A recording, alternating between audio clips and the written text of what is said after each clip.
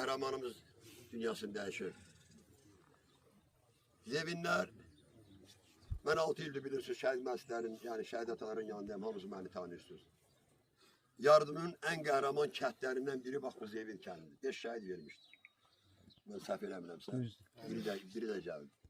Muharebe vakti, muharebeden de evvel, muharebeden de sonra bu kənddə aldığım məlumata göre, yani bilgilerim var, kahramanlar yetişir.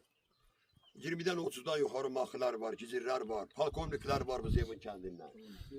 Könüllü gidip orada iştirak edenler var, dövüşenler var.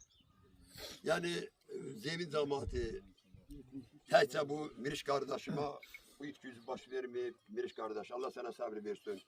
Bütün Zevin cemaati, yardım cemaatinin, devlet memurlarımızın, ön rehberi, hərbi komisarlık, hamı burada şehit ataları, yani bu isteyenler, hərbisine yani hizmet gösteren, seven, simpatiyası olan herkes burada iştirak ediyor.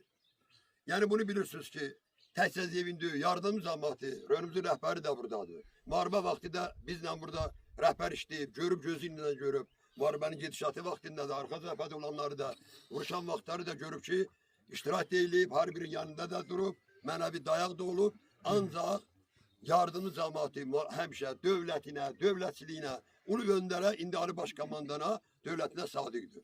Və hərbisinə, hər bir kəs ordusuna, bütün Azərbaycanda şəhidlər dünyasında yaşayıb, hər bir şəhidi Allah rəhmət eləsin. Yazlarımıza can sağlığı versin. Amin. Heç vaxtı da özü, yani necə deyim, belə pis vəziyyətdə qalıbsan bu. Yani mən, Allah bunu mənə qismət eləyib, mən yardımla hamı tanıyıram. İpək kimi bir kişidir.